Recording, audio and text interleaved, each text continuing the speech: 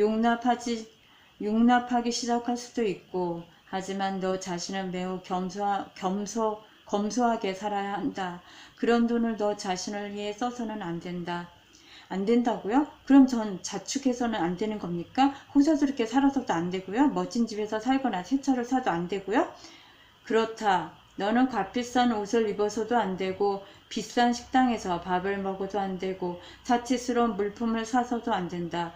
너는 그 돈을 가난한 사람들에게 몽땅 나눠주고, 돈 따위는 중요하지 않은 듯이 살아야 한다.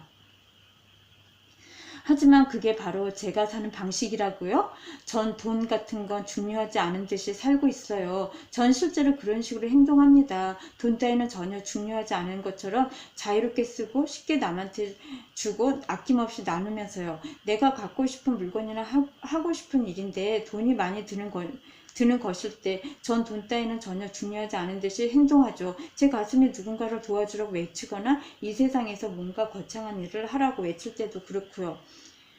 너가 돈을 계속 그런 식으로 사용하면 너는 그 모든 걸 다 잃고 말 것이다. 그 모든 걸 다 쓰리란 말씀이겠죠? 그 돈을 잃을 수는 없으니까요. 돈은 오직 쓸 수만 있죠. 사용된 돈은 잃는 게 아니죠. 그건 누구나의 손에 들어가 있으니까요. 그건 없어지지 않았습니다. 문제는 누가 그걸 갖고 있느냐죠. 만일 내게 뭔가를 팔거나 내가 원했던 일을 해준 사람들에게 그 돈이 갔다면 그게 어떻게 제가 그 돈을 잃은 게 됩니까? 그리고 그게 뭔가 좋은 일을 하거나 남들의 필요를 메꾸는 대로 갔다면 제가 거기서 잃는 게 뭐가 있겠습니까? 하지만 내가 그것을 붙들지 않는다면 내게는 아무것도 남지 않을 것이다. 저는 제가 가진 어떤 것도 붙들지 않는다고요. 전 붙들면 도리어 그것을 잃고 만다는 걸 배웠습니다. 제가 사랑을 붙들면 저는 어떤 사랑도 갖지 못합니다. 제가 돈에 집착하면 그것은 무가치해집니다. 어떤 걸 갖는 체험을 할 수 있는 유일한 방안은 그걸 주어버리는 거죠. 오직 그럴 때만 사람들은 자신이 그걸 가졌음을 알 수 있습니다. 너는 내게 제기한 더 큰 논점을 피하고 있구나. 너는 교묘한 말장난으로 그 문제를 옆길로 새게 만드는구나. 하지만 나는 너가 그렇게 도망치도록 놔두지 않겠다. 자, 우리 다시 뒤로 돌아가자. 문제는 진짜로 신의 말을 가르치는 사람이라면 돈 벌려고 그렇게 하지 않을 것이고 그렇게 해서도 안 된다는 데 있다. 누가 당신에게 그렇게 말했습니까? 제가요? 그렇다. 너가 그렇게 말했다. 너는 지금까지 살아오면서 계속해서 내게 그렇게 말해왔다. 너가 이 책들을 써서 돈을 많이 벌기 전까지는 무엇이 너를 바뀌게 했느냐? 당신이요. 내가 그랬다고? 예, 당신이 그랬어요. 당신은 내가 돈을 잘못 썼다는 판단을 내릴 수는 있지만 그렇다고 돈이 모든 악의 뿌리는 아니라고 말씀하셨습니다. 당신은 삶이란 우리가 즐기기 위해서 창조된 것이니 그렇게 해서 해도 상관없다고 제게 말씀하셨습니다. 아니, 상관없는 것 이상이라고요. 또 돈 역시 삶의 다른 것들과 다르지 않다고 그 모두가 신의 에너지라고 말씀하셨습니다. 당신이 없는 곳은 없으며 당신은 돈을 포함하여 모든 것의 앙과 둘레와 모든 것을 거치면서 표현된다고 하시면서요. 사실 당신은 전부의 전부, all in all 모든 것이니 거기에는 돈도 포함되죠. 당신은 제가 살아오는 동안 계속해서 돈을 정확하지 못한 관점으로 대해왔다고 말씀하셨습니다. 제가 그것을 잘못된 것, 더러운 것, 무가치한 것을 만들었다고요. 돈도 당신의 일부이니 제가 그렇게 한 건 신을 잘못된 것, 더러운 것, 무가치한 것으로 만든 것이라고 하시면서요.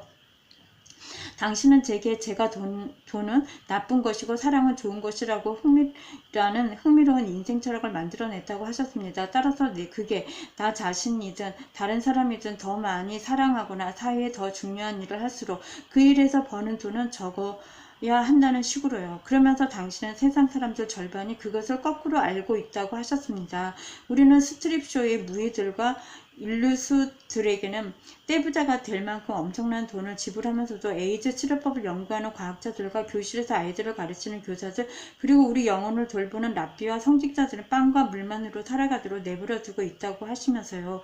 당신은 이런 우리 태도가 가장 가치 있게 평가하는 일이 실상 보수는 가장 적게 받는 뒤집힌 세상을 만들어냈노라고 말씀하셨습니다. 이런 태도는 효과도 쓸모도 없을 뿐 아니라 우리가 창조하고 싶다고 말하는 것을 실제로 창조하고자 한다면 그럴 필요도 없다고 하시면서요. 왜냐하면 그건 전혀 당신 뜻이 아니니까요. 오히려 당신은 모든 인간 존재가 풍족하게 살아갔으면 하는 것이 당신의 뜻이라고 하셨습니다. 이 지구에서 몇천 년의 세월을 살고 나서도 아직 그것을 함께하는 법을 배우지 못한 것이 우리가 지닌 유일한 문제라고 하시면서요. 또 당신은 돈과 관련된 어떤 참된 진실도 돈을 피하는 것으로는 가르칠 수 없다는 점을 분명히 하셨습니다. 제 스스로 그런 기능 장애를 본보기로 삼는다면 세상의 기능 장애를 조장하는 역할밖에 하지 못할 거라고 하시면서요. 당신은 제가 깊은 마음으로 돈을 받아들이고 아니 삶의 모든 좋은 것들을 받아들이고 이것들을 즐겁게 함께 나누는 것이 오히려 훨씬 더 강력한 가르침이 될 거라고 말씀하셨습니다. 내가 너에게 이런 말들을 했다고? 예, 직설적으로 말하면서요. 그래서 너는 내 말을 믿었느냐? 당연히 그랬죠. 사실 이 새로운 믿음은 제 삶을 바꿨습니다. 잘했다. 그건 아주 좋은 일이다. 내 아들아, 너는 잘 배웠다. 너는 제대로 알아들었고 잘 배웠다. 저도 알아요. 당신은 그냥 절 시험하고 있는 거죠. 그런 질문들에 내가 어떻게 대답할지 보고 싶어서요. 그렇다. 하지만 너에게 질문할 게 아직 좀 더 남아있다. 오, 이런! 사람들이 왜 이 메시지에 돈을 내야 하느냐? 너가 이 일을 하는 대가로 돈을 받아도 상관없다고 여기는 까닭 같은 건 잊어버려라. 왜 사람들은 그것에 돈을 지불해야 하느냐? 신의 말은 모두에게 무료여야 하지 않느냐? 무료여야. 왜 그걸 그냥 인터넷에 올리지 않느냐? 자신의 믿음과 남들도 그걸 받아들여야 하는 이유에 대해 말하는 사람들의 온갖 이야기들로 인터넷이 밤낮 없이 미어터지고 있으니까요. 최근에 웹을 훑어보신 적이 있으십니까? 그야말로 끝이 없어요. 우리는 판도라의 상자를 열어 젖혔습니다. 당신은 내가 이 일을 시작했을 때 인터넷에 뛰어들어 내가 신과 이야기를 나누고 있노라고 선언했다면 얼마나 많은 사람들이 주의를 기울였을 거라고 생각하십니까? 죄송하지만 진짜로 이런 이야기가 인터넷상에서 뉴스거리가 되었으리라고 생각하는 건 아니시죠? 좋다. 하지만 이제 너의 책들은 대단히 유명해졌다. 모든 사람이 그 책들을 알고 있다. 그렇다면 왜 지금은 그것들을 인터넷에 올리지 않느냐?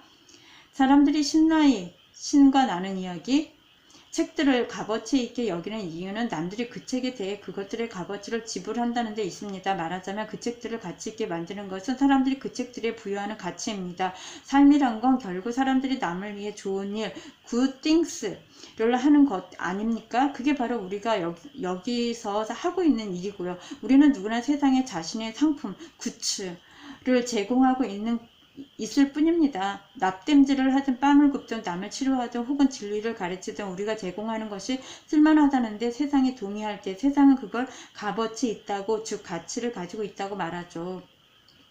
그리고 우리가 자기 소유인 가치 있는 걸 대신 내놓는 것으로 어떤 것에 가치를 줄 때 우리는 우리가 내놓는 가치를 받는 것만이 아닙니다. 우리는 상대방이 갖게 되는 그것도 더 가치 있게 만들어주죠. 그렇게 해서 남들도 그것에 끌리는 겁니다. 왜냐하면 사람들은 언제나 자기 삶의 가치를 끌어오고 싶어 하니까요. 우리의 상업체계는 가치 있는 것과 그렇지 못한 것을 우리들을 결정할 수 있게 해줍니다. 물론 그 체계가 완벽하진 않습니다. 어떤 것에 가치를 부여할지에 대한 우리의 결정 역시 그렇고요. 하지만 어차피 우리는 이 불완전한 체계 안에서 살고 있습니다. 저 역시 그 체계 안에서 그것을 바꾸려고 일하고 있는 거고요. 그렇다면 너의 책을 살 수 없는 가난한 사람들의 경우는 어떻게 하느냐?